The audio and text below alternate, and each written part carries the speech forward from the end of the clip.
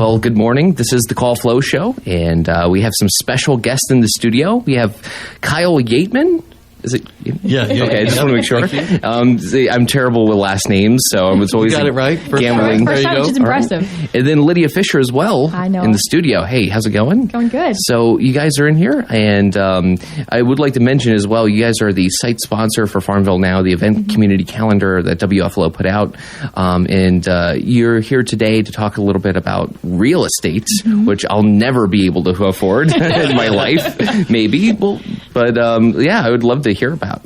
Yeah, we're very excited. We've had the idea of trying to do like a podcast type situation for a while and just educate people on real estate. It's a topic that everybody likes to talk about, but a lot of people have a lot of questions and don't really quite understand it. And so we want to just bring more ins and outs of real estate to people and give them a better idea of really what it means. Yeah. Educating the consumer, that's been a passion of mine for a while. It's amazing the amount of people that I meet with, whether it's first-time home buyers or someone this is their 10th home, someone who they've never had the process explained to them. Sit down, this is everything that happens from point A to point B. These are all the things that happen in between, and it's amazing how many times I meet with people, no matter how educated they think they are, I had no idea that's what happens, and thank you so much for explaining this to me. Yeah. And it's really amazing how many people are they're uneducated about the process, and we have an opportunity to really sit down with them and explain things to them. It is a bit of an intimidating subject, yes, buying definitely. a home, because sometimes I discuss with my girlfriend Katie, and we just start talking about the negatives. What if the pipes burst and we're living in a hotel for months, and stuff like that, just terrible situations, and we get nervous, and I think a lot of people feel that way as well when it comes to buying a home, because it is a very weighty kind of topic. Yeah. It's been kind of an antiquated industry as well, even though it's such a huge industry. It's such a big part of our national economy. Yeah. But for the longest time, it's been the same. For hundreds and hundreds of years, it's just kind of been the same. And so we've seen more change in the last probably 12 months than we've seen in the previous 20 years combined in real estate. And so we really want to, like Lydia said, educate people on some of those changes and really focus on real estate, not from trying to get on the radio and earn anybody's business, because we just want to educate people. Lydia said, we have an abundance mindset in real estate, that there's plenty of business to go around for everybody, and just want people to know what their options are and just the little intricacies of each part of the business. Yeah. What is the philosophy of the Yeatman Group? Kyle, go for it. Go for it. Take it away. So we actually just celebrated our 10-year anniversary. So it was started in July of 2014. And the reason we started the company was to look at real estate a little bit differently. My background was a new home salesperson, and so I worked for large builders, and we had people that came to us with real estate agents, and it was eye-opening how often the real estate agent knew nothing about what they were selling. They didn't know the product, they didn't know the process, and so I just wondered, what kind of training do these folks get? Yeah. And you'd be surprised, other than taking a class for about a month and then a short test, there's really not a big barrier to entry. And so I thought that if you were to treat real estate a little bit differently, treat it like a profession, treat it like a true business where you had a plan, you knew the product you were selling, and you really educated people not to sell them something, but to make the best decision for them, whether that's now or whether that's 5 years from now, it doesn't matter. If you work with enough people that would then lend itself to a nice portfolio of customers that were loyal to you, and that you weren't about the transaction. And so when we set out and did that, we had a lot of success. And first we had small successes, and then we grew. I never had this goal of being as big as we are. We actually are the number one real estate team, not only in the Richmond metro area, but also in Long & Foster's entire footprint, which we're pretty proud of. And I think that's just because we've done right by our customers, and more opportunity beget more opportunity. And we kept meeting great people like how I came across and met Lydia, and we just keep adding to our portfolio of teammates that we have available for people in the market. And people can tell when you're not passionate about what you're doing. So, Kyle and I can both speak to this. When you meet with someone that's passionate and they love what they do, and they're passionate about educating people, you want to work with that person. Yes. If you feel like you're just another number to them, like they're trying to close you, you don't want to work with them. You don't feel valued because at the end of the day, everyone wants to feel valued and heard. And that's something that I feel like is really lacking in this industry is people are too focused on the numbers. And, when you feel that way as somebody, oh God, they're just trying to close me. You don't want to work with them and you're not going to refer them to other people. So truly, like, Kyle built this business, is continuing to build this business off of, it's all relational. It's not, we're not trying to be transactional. We're putting the customer first. And, our goal is to serve their needs first and to do right by them. So that's big too. And that's that abundance mentality that we're talking about, not looking at the scarcity mindset, and really just being able to educate people. There's a lot of people that already have existing relationships that go back decades with their agent, and we respect that and value that, and we hope those continue. But there's a lot of people out there that haven't made a choice yet, or haven't made a decision, or haven't been educated, and those are the people we really want to try to reach out to and just explain real estate. And if we're a great option for them, we'd love to pick up those folks as clients, and if not, we hope we guide them in the direction that's best for them. Sure, yeah, that's great. What do you guys have any tips for, like, I don't want to jump around too much, but like, I feel like I'm a great subject because when I think of owning a home, I already get like nauseous in my stomach. My stomach starts to turn. And so like, what would be some good like insight for a first time home buyer to know? Like, what are the just first, like, hey, it's going to be okay, things are going to work out. Like, do you have like some go-to tips that you like to give out? Well, I think, and I'll let Lydia speak more to this, but I think the biggest thing is to make a pros and cons list of things that you have to have, that you will not negotiate on or not settle on, and the things that you'd like to have. And those are key. And start there, and then start interviewing different people to find the right agent, not only that knows the area, but you feel like is a personality fit for you and your family. And with that, I'll turn it over to Lydia. But I think those are where you really start. And I think a lot of people skip one or both of those steps. Sure. And you can really have a rough experience if you don't start out very 101 level there. Yeah. And the first time I meet with people, something I like to preface is like, okay, I shake their hand. So nice to meet you. Most of the time I've talked with them over the phone multiple times before we actually meet in person. And I tell them, like, listen, this is a huge decision. I want you to feel like you've made the right decision in trusting me as your agent. And I also want to, I want to figure out if you're the type of person that I want to work with. Yeah. And, you have this back and forth where they don't feel pressured, like, oh, I have to use this person. It's more of like an interview process, right? Like, because you want to find, this is a huge decision. Yes. To speak to what you were saying, Noah, like that nauseous feeling, that's totally normal. If you don't feel that, like, I would be surprised if, especially as a first time home buyer, you're making this huge decision. It's going to come with a lot of nerves. That's why working with someone who's going to explain the process, like, you're going to be less nervous about something that you're educated on. So if you feel like, okay, they've explained the process to me. Yeah. Okay, this is what's going to happen next. The less questions that you have, the more confident you're going to feel about it. So working with someone who's just going to explain the process to you and be very, very candid about, okay, these are the areas that you're going to financially need to prepare for before you even get to closing. Yeah. This is what you need to expect to pay out of pocket, okay? This is an example of what your closing costs would look like. This is an example, depending on what loan program you go through, this is what your monthly payment, what your down payment's going to look like. So and then you bring in a lender too to speak to that. But explaining, okay, these are some areas that you're going to need to prepare for before we get to closing, and this is an example of what your closing costs are going to look like. So just really educating people and taking them through the process, because you're more confident about something that you're knowledgeable about. So, exactly. So working with a professional. It's such a big purchase, like not just financially, but also emotionally, right? Like this is home, right? Yes, that means so many things to different people, and so it amazes me at the people that will try to, you only do this once, twice, maybe at the most 3 times in your lifetime. Yeah.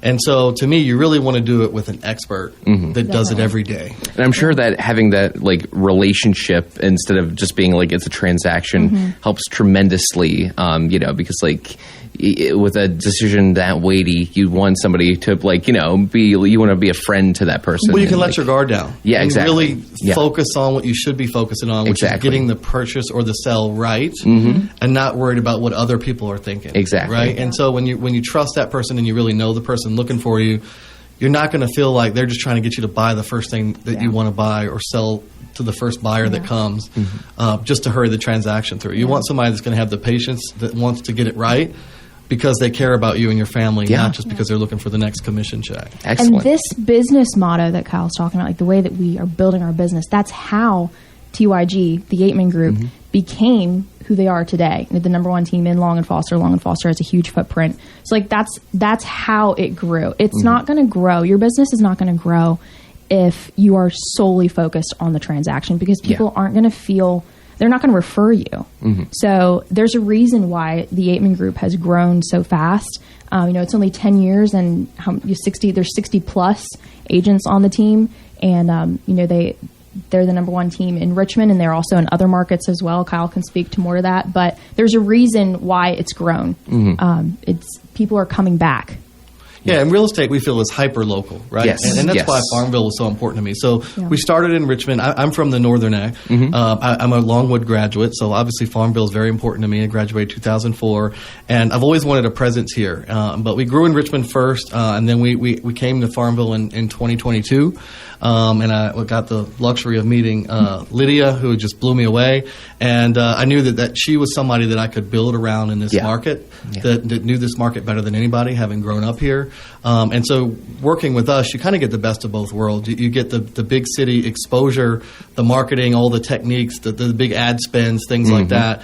But you also get the hyper local knowledge, and the person that has the patience and knows everybody. And Lydia knows everybody in town. I can't walk I can't walk down the street without 4 or 5 people saying, "Hey, Lydia." so it's really cool. And for me, having spent 5 years of my life in this town, that's important to me, and I know how big that is to this area. And so, really, usually you have to choose. You get the big company, the big corporation from the city, or you get the super local, small mom and pop. And so I feel like we bring both of those to the table, which is really unique. So you really don't miss anything. Yeah.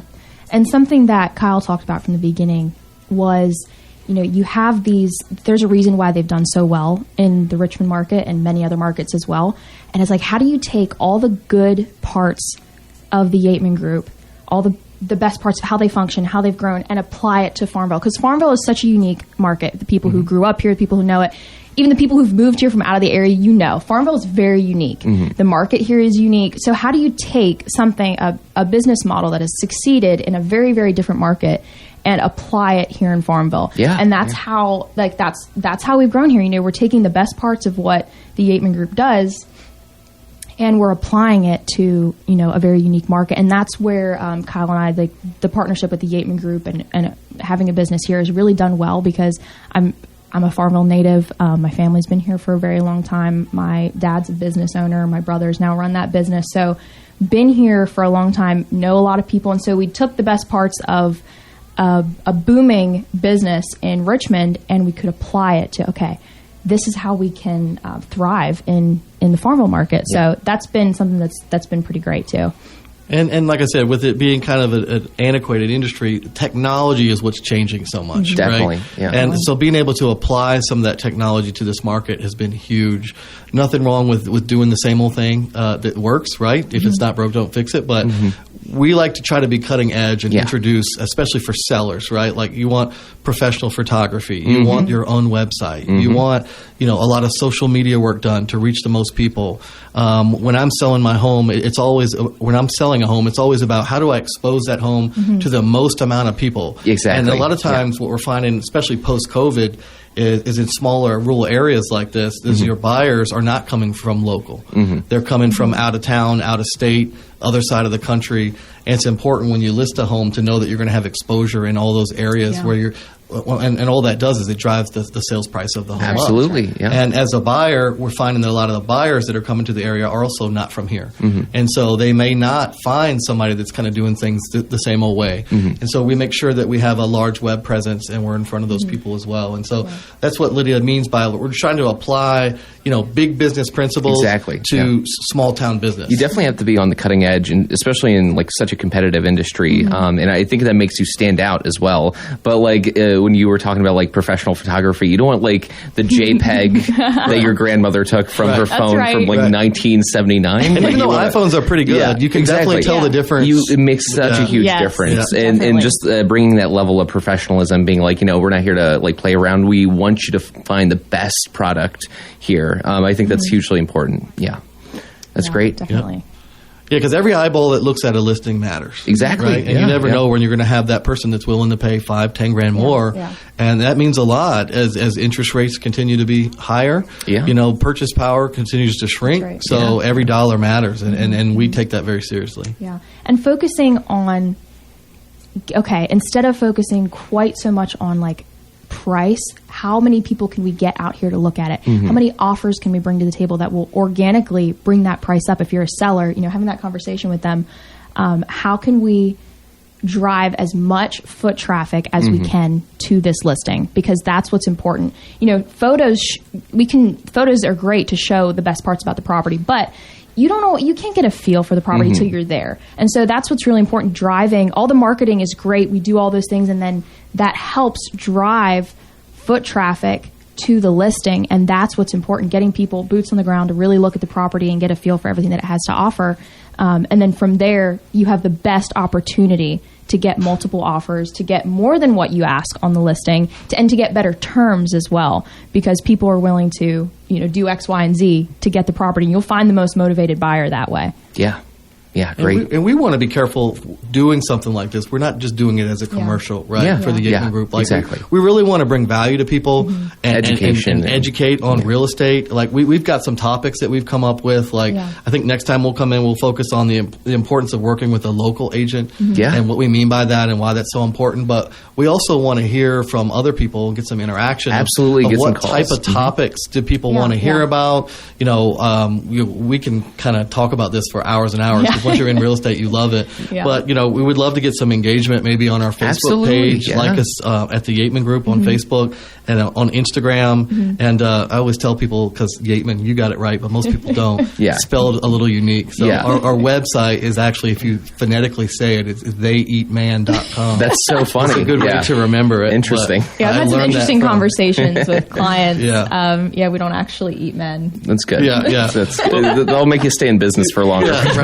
But we're going to put maybe a poll out there for topics that people might want us to talk about, or they can write in. That's great. And that way we can kind of keep this interesting and fun, and not just about and very personalized as well to the individuals. Because we want to find out, what do people want to know? What are some of their biggest questions? We have a list of 10 topics that we think are going to be very relevant to this market and to questions that people might have. But also, there might be something that we're not covering. So if someone's like, I've always wondered about this, send us a message. Shoot your questions over, your ideas. We'd love to hear about them. And that's what we're here to do. We're here to speak to you guys, to educate. Excellent. Did you guys have any other notes that you want to bring up? Just that there's so many different pieces of real estate, right? There's the investment piece from an investor, flipping nature. There's just buying your first home. There's moving up. There's steps to take from selling a home. What brings value to renovate? What does not? There's so many topics. And so we just want to keep it as wide spectrum as possible and really hopefully bring some value to whoever might be listening out there. Absolutely. That's definitely great. All right. Well, I'm looking forward to some more questions, and we would love to have you guys come in and maybe get some calls on the phone. That would be really exciting. We like that. Yes. Put us on the spot. Yeah, on the spot. Well, I do have one question. I'll throw it out there. The foundation, how important? I mean, I don't know. When it comes to the foundation of a house, I hear that and I'm like, the actual foundation. It's just it's mystery and it's in shadows, and I don't know if it's good or bad. What are some telltale signs of and I'm sure you guys bring this up to Lydia, you out on the road, showing people houses, you pick up on these things, but what is a good foundation? What does a bad foundation look like? Well, that's a rabbit hole topic. So it totally is. So there's inspections that you do on homes, for sure. And that's probably most of the things. I'd say 95% of the things in a home inspection can be easily fixed. A lot of people get scared when they see things wrong in the home.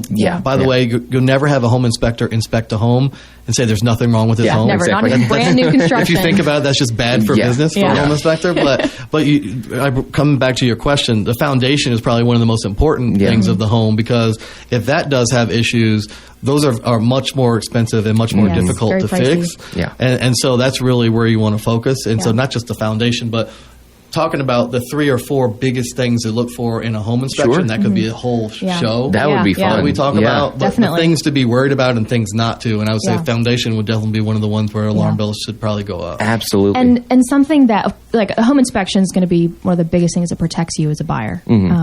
Definitely, I highly, highly encourage you to get a home inspection, because the home inspector is going to go down there in his hazmat suit and he's going to crawl around on his hands and knees, depending on how nice it is. And you're going to get all the nitty gritty. You're going to get pictures and all that. But even prior to the home inspection, you know, if I'm at a showing, and I'll always open up if it's on a crawl space. Some homes have basements, but if it's on a crawl space, open it up. You know, have a flashlight on me, look around. If you have water getting in your crawl space, that's going to be, it's compromising something. It's coming in from somewhere. It shouldn't be there.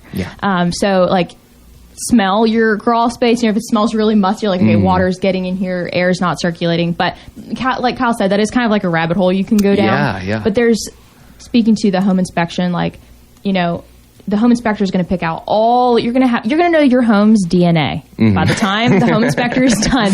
So, you know, being there with the home inspector when it's being done is always really important. I always tell the buyer to be there with the home inspector, and then, you know, okay, what are the top 3 most concerning, most expensive things that are, you know, that are going to be wrong with the home after that. You know, talk about that. And it's important that you're with an agent that can educate you on what's to worry about and what's not. Honestly, even though foundation is one of the more tricky issues of a home, if there is a problem with it, all that can be corrected, right? And I feel like there's too much panic when something happens in a home inspection. The only thing you can't change about a home really is where it is, right? So, and the old saying, location in real estate, you know, I can't stress how important that is because you can't change that. If there's a crack in the foundation, that can be fixed. If there's a hole in the roof, that can be fixed. If there's a smudge on the paint, that can be fixed. But I can't pick that home up. Well, you can, but not most of us don't have that kind of money. But you can't really pick up a home and move it. And so I think people need to focus more on where they want to be than the minor defects that you might. Every home has problems. That's funny. I was thinking about that building in Richmond. I forget the name of it, but they moved it from England, I want to say, like in the early 1900s. I've heard of a few that have been moved. And I'm like, how and why? Just build another. I've never seen it happen. I mean, I've heard of it. I can't imagine. Some people have expensive hobbies. True.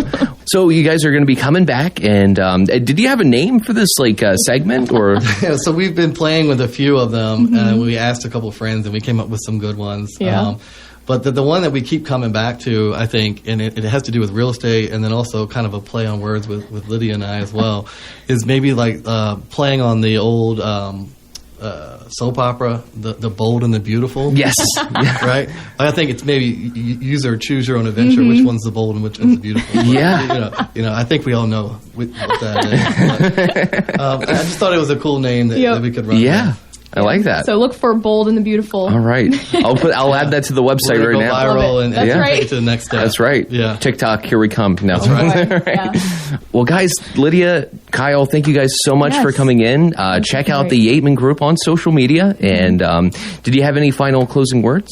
No, thank you guys. It's been fun. It's been amazing to doing more of this. Yes. So, awesome. All right. Well, looking for the next one. All right. Talk to you guys soon.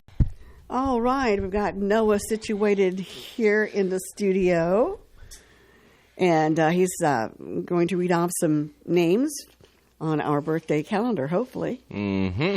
Chris. Yes. Good morning. Good morning. How you doing? I'm doing fine. Congratulations on the interview. Thank you. Again. Thank you. It was great. a fun one. You know, so for today, which is January 29th, I had to look at my phone just to make sure. I can't believe it. I know. It's already the 29th.29th. We're at the end of the month. We have one birthday for today, which makes it, in my opinion, more special. Okay. And that is Ashley Rosen. Ashley Rosen. So Ashley Rosen. That's it. I don't know an Ashley Rosen, but you know, if you're out there, and I hope you celebrate well today, and you know, celebrate with cake and ice cream, and all that good stuff. all the best things. Yeah. All right. Well, for the how did they get those names to us? Chris, I'm so happy you asked. There's so many different ways that they can get birthdays to us. They can call in at 434-394-0924. They can also email birthdays@WFLO.net, and they can also go to our website now. And under the on-air mentions page, we have a section for birthdays. Just type the birthdays out and hit send, and that's all you got to do. You don't even have to pull up your email to get those birthdays to us now. Oh, that's directly great. on the website. Directly on the website. Fantastic. And for the right legal advice, visit Terry Atkins Wilson PC on Main Street in Farmville. Well, as you mentioned, it is Wednesday, January the 29th. Yes, it is. And let's see, the 1st of February comes on Saturday, right? Mm-hmm. Okay, so let's see. Oh, we've got our recipe of the week. Okay. All right. And here it is. It's crusted chicken Romano.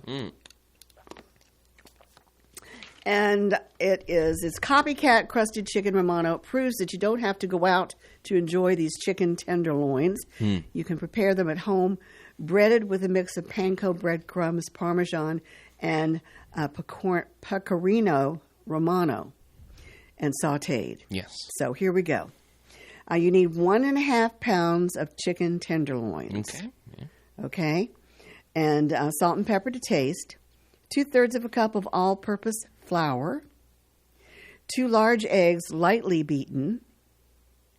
A cup of pecorino Romano cheese. Now, what's the pecorino? I don't understand that. It's a like almost like an herb. It kind of like it kind of looks like pepper, I want to say. Mm-hmm. I don't know offhand, but I believe it's some sort of Seasoning in the Romano cheese. Okay.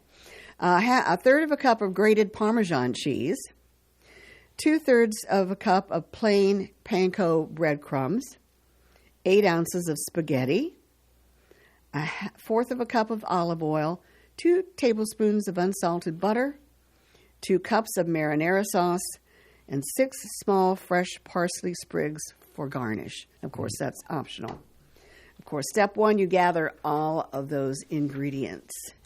And you place the chicken tenderloins between 2 sheets of heavy plastic on a solid, level surface. You could also use parchment paper if you wanted to.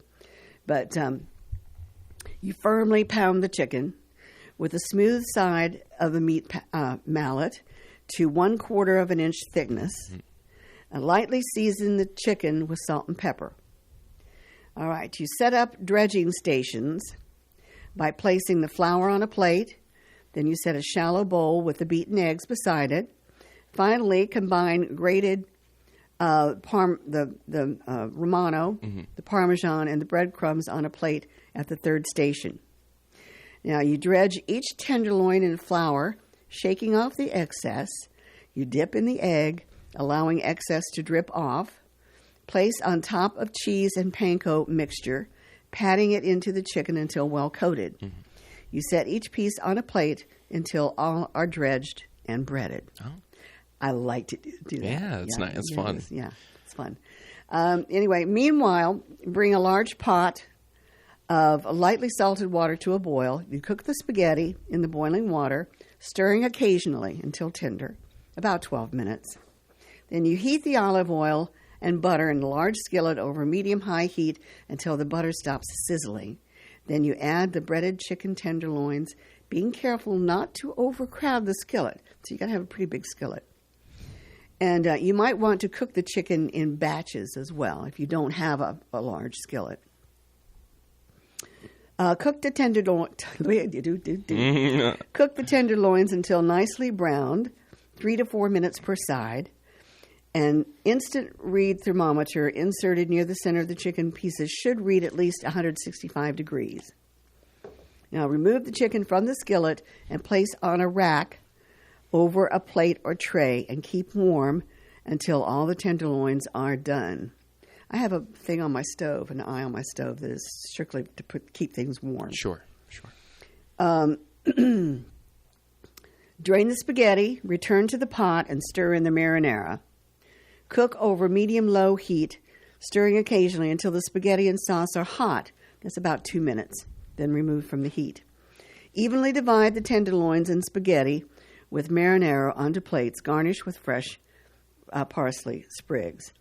Now, boneless, skinless chicken breasts halved lengthwise can also be used in this recipe. Cooking time may need to be adjusted. They're also delicious with Chef John spaghetti, aglio and olio. Olio, whatever that is. I have no idea. I guess it's another type of marinara. Okay, and that's what you have. Yeah. And it sounds delicious. My They mouth sound is really, watering over really here. good. I gotta state this though. Pecorino is actually I have failed my Italian heritage, Chris. Oh my and gosh! Oh no! It is not a seasoning. I don't know how I could have made this mistake. It's a class of Italian cheese made with sheep's milk, and the word pecorino is actually, it says right here, the meaning is sheep in Italian. So it's a sheep's milk cheese, if that makes sense. Oh. Which sounds very nice, actually. Yeah. Yeah. Oh, okay. That sounds great.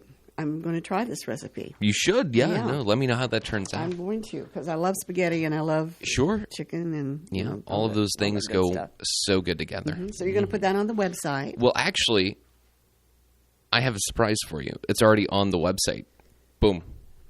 Really? Was that not fast? That was fast. Oh my Yeah. gosh! You Yeah. put it on there already. So people can start making this dinner right now, while they listen to Call Yes. Flow, which I think is incredible. I am so happy. Thank Yeah, you. Thank of course. You. Thank you. All right. Noah and his magic fingers. I got some magic fingers. You That's do. what they say. Yeah, you do. All right. Well, how's your weekend? Week going? My weekend was okay, and my week pretty okay. Just staying busy. Trying to think. I've been watching. I have a problem, Chris, and I don't usually admit when I have a problem on air because that's a little. It's a little personal. It's a little much, but I have a problem. I've been watching too much 48 Hours for too long. Binging. I've been binging 48 Hours, and and I say me, it's me and Katie, right? Mm-hmm. And it's kind of a funny thing because she was like, I think we're watching too much 48 Hours, the show 48 Hours. It's like Yes. Dateline murder, Right. mystery. And she was like, I'm getting paranoid walking Mm-hmm. outside. And I'm glad you said that because I'm also feeling a little on edge more than usual. But yeah, it's so addicting though. I love all of the interviewers in that show.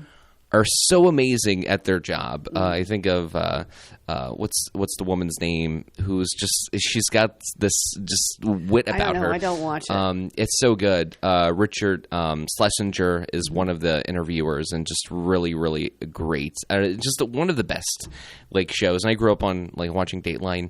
I used to be a paranoid child. Actually, fun fact, because when I was a kid, 7 or 8, my family would watch Dateline and I would watch it with them, and I was so paranoid about burglars coming in. So one night, in the summertime, what do? You open up the windows, right? You kind of let that warm air come in. Sure. I remember as a kid, as a 7-year-old me, I would watch my mom open up the windows and go right behind her and start closing them and locking them. I was that paranoid as a child, and I remember goodness. my mom being like, "What are you doing?" Just because, imagine opening up a window and then having a small child behind you closing that window that you just opened. That's got to be so annoying. But yeah, no, it runs deep inside me. What did you tell her? No, of course not. I was like, I'm just closing the windows. That's all. And she was like, "Go to bed."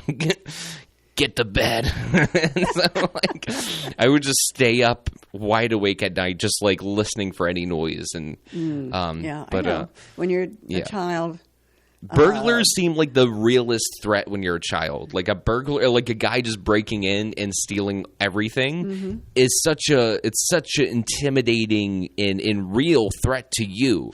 But as an adult, you're like, if it happens, fine. I'll just buy a new one. I'll buy a new blender. Fine, whatever. I don't care. But as a kid, it's like, oh my goodness. It's just the biggest deal in the world. It's such a problem. I don't know. Did you have that growing up, Chris? Like, worried about burglars and... Not really. Okay. So I'm just... I worry more about bats than burglars. Yeah. I worry about bats, too. That's another problem I have. Yeah. There's no stopping my worrying. Yeah. Well, I lived in what was called the Bat House. Interesting. Yeah. The Bat Cave, you mean, or the Bat House? The Bat House. Oh, the Bat House. Okay. Yeah. No, the house was full of bats. Wow. Yeah. And we lived right next door to the post office. Mm-hmm. And this house we were renting, but anyway, and the post office was brick, but it had this metal eave around it, and that's where all the bats were up there. Yeah. And they, actually, the people that the people that had the post office there asked my brother and my father, my older brother and my father, to shoot as many bats as they could. Interesting. Yeah, but then they also started to get over into our attic and all. Yeah.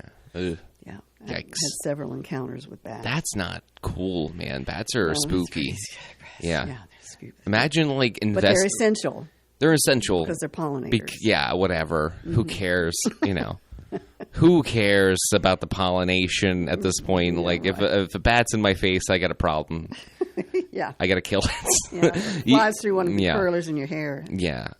There is always something like that, like people will complain about anything, and then you'll always have that one guy who's like, I don't know, talk about like, like I'm complaining about like wasps, and like a guy will just come up to you and they're like, man, like wasps actually make all the French toast in the world. Like there's always like one of those like.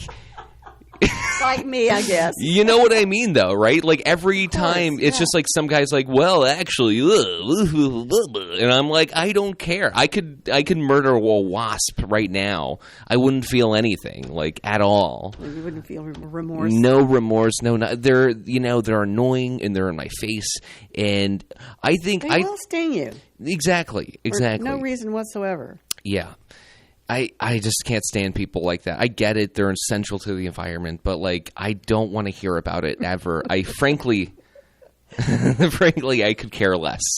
But the funny thing is, I say that, but I do care about the environment. Like, I think solar energy is essential for like moving forward. And just creating clean energy. Obviously, solar comes from the sun and blah blah blah. There's like drawbacks and stuff, but like at the end of the day, it's better than what we have, I believe, right now. And just like so I do have a care. Like I don't want to sound cruel. I don't want to come off as cruel on the air, but like I do care. But just when it's an immediate issue, like a bat flying around, there's no worry about the environment in my mind. That's right. It's me and the bats. When I find a black snake in my tub. Yeah, exactly. That's happened. I'm going to no. Okay, but when you do, I hope I don't. Yeah. But it's the same thing. If the snake knows how to get into my house, then he's going to be dead. It doesn't even feel nothing else is important. You almost feel like you're transported into like a boxing ring, and it's like the snake on one side, you on the other, and you're like, I'm gonna knock this guy out. That's right. With my large fist, whatever. Same way with the wood spider. Exactly. If the wood spiders get into my house, I'm going to be shaking after I kill him, but he's going to be dead. Black widows also. That's another terrifying thing as a child. And right now, I am still deadly afraid of black widows because, spiders are so small and they can just... I'm like, what if one just, bites me in my sleep? I fell into what they call a window well. They used when you have a basement and you have that... Oh, yeah, I'm familiar with those, yeah. Yeah, I fell into that one time. And there were several black widow spiders in there, but I got out without getting bit. Oh, okay. Oh. Anyway. That was intense. I do remember that. Yeah. It's one of those childhood memories you think about. I have some childhood memories about stepping on a black snake, and the thing is, my father growing up, I get it now, like I understand why he was so upset at me, but like I would sometimes go outside with my socks on, and he would, I don't know why. If I knew why, I would tell you. It's not like it's not like a hillbilly. Like I'm outside in my bare feet and I'm stepping in cow shinola. It's not that. I literally was like, because I would never go outside with my bare feet. I would always have socks on, and I'm like, my reasoning was like, I don't have the time to spend 2 seconds putting my shoes on, and I just got to go outside right now. So I would be outside with my socks, and there was twice, where I'm walking around outside. Imagine like a 10-year-old me, younger, 9-year-old me, and actually make that younger, 8-year-old me. Sorry, I'm going to keep doing this. But it was like 9 or 8. It wasn't 10. I remember it wasn't 10. I was outside and I was looking straight ahead. I wasn't looking down, looking straight ahead and like everything up here, nothing down. I wasn't even looking at the ground. Yeah. And I felt something like almost like what it felt like a garden hose, like that tube kind of. Yeah. I felt that. And then I started feeling it like pull. And I looked around again, not looking down. I'm just like looking around. Everything's up here, and my head is like just rotating, like in that degree. And I'm looking around, and I'm like, wait, hold on. I don't see any hoses around me. And I finally look down at my feet, and there's a snake, a black snake. It didn't bite me, but it was like, come on, dude, like, what are you doing right now? You're an 80-pound-year-old, sorry. Yeah, that's too insane to say. You're an 80-pound child. Get off of me. I'm trying to move here. I'm trying to be a snake and, slick. Snake in the grass. Right. Sneaking around. Yeah, that's all snakes do, sneaking around. Exactly. And so I jump in the midair, like into midair and run inside. The funny thing is, 2 weeks later, not even, I'm outside again. I didn't learn my lesson at all. I'm outside again. I'm at a different location. That was like the back of the house. I was in the front of the house now with like a driveway, but a little bit of grass. And I'm doing the same thing. I'm just like walking around. I just walked around outside as a child, unsupervised. That's all. My childhood was just like insane walking around in the woods. Anyways, I'm walking around. Same thing. I feel this like kind of thing, and I was familiar with that now, so I like start. I'm like, I hope it's not a snake, and it's I like to imagine in my head it was the same black snake because it was the black snake, and I was like, I hope now it was the same snake because like that. I mean, imagine being a snake. You're cool, you're kind of slick, and you kind of slither around, and you keep getting stepped on by a 9-year-old, 80-pound child. In his socks, and you just keep on like you're like, oh cool, I'm sure like if snakes can think they're like I'm the coolest like guy slithering around, they are like kind of fun like that. But imagine getting held back by an 80-pound-year-old. I keep saying that, sorry, a 9-year-old child, 80 pounds. That's embarrassing for the snake. But anyways, that I learned my lesson at that point. I never went outside without shoes again. Very good. Yeah. Sorry. That was the longest, long-winded, most boring story I could tell. It was fun. Was it fun? Quite Okay. Interesting. Okay. Our lines are open. Yes, they are open. At 434-394-0924. Oh, there you go. Look at that. Wow, getting a phone call. All right. Let's take it. Good morning. You're on the Call Flow Show. Oh, my gosh. I got in. Good morning. Hi. How are you? Hi. Okay. Thank you. Good. Thank you very much. I wanted to ask you guys a question. I'm just asking everybody. Not everybody, but I'm doing I'd like to do themed meals for the games, and we're going to be playing in New Orleans during the Super Bowl. You have any ideas? Vegetarian. Well, can you eat cheese? Yes, ma'am. Well, a nice cheese dip or something like that with jalapenos in it and stuff like that's good with some, nachos, something like that. Corn chips, that would be good. You could do there's this commercial on with Matthew McConaughey. And he's talking about this. They're sitting around watching the football game, and he's talking about football and food. Then they go together like a pancake play or a turnover. It makes you think of eating. Oh yeah, stuff like that. So Anyway, Jerry comes in, and he's got a carton of fried rice or some kind of rice. And so Matthew McConaughey says, Jerry, what are you eating? And Jerry says, I'm eating rice. And Matthew McConaughey turns to the other guy who's eating something else, and he says, Jerry's eating rice. You know, that type. It's just you have to see it to really appreciate it, but it's really funny. I don't know. What were you thinking about? I don't know. People were telling me everybody was mentioning gumbo or jambalaya or dirty rice or I just heard poor boy. What is it? Po' boys this morning. Po' boys, yeah. Yes, maybe I could do something. But even on a dessert level, for the life of me, I wouldn't know what would be a vegetarian. I mean, just like a traditional New Orleans. Oh, New Orleans. That's dessert. right. New Orleans we're talking about. Yes.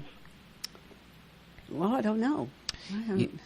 Have you thought about rice pudding for like a dessert? I was thinking about that, too. Yeah. But I mean, I'm sure that's kind of exhausting having rice for the entree and then for dessert, more rice. That's like a whole nightmare. Yeah, I didn't think New Orleans was in China.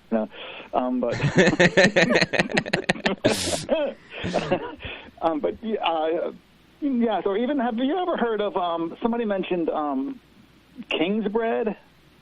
Is that a cake or something out of it? I've never heard that of area? King's bread. I didn't either. No. But I'm just doing all this before instead of going the wimp out is just I'll just go to the internet. So I just am trying to take a more, I guess, social route. Yeah. Oh, yeah. Well, thank you for it. But I am not. I really am lacking on my Louisiana recipes. I don't have any idea for anything other than jambalaya, which I wouldn't even know how to make. Crawfish pie. Louisiana. Yeah. I think, that's interesting. Yeah. Would have to think about that. Yeah. Something maybe with maybe a lemon meringue pie or maybe. Yeah. That would be so nice. Yeah. Or something along that line. Not to break away from the subject because I would love to keep talking about Louisiana. Sorry. But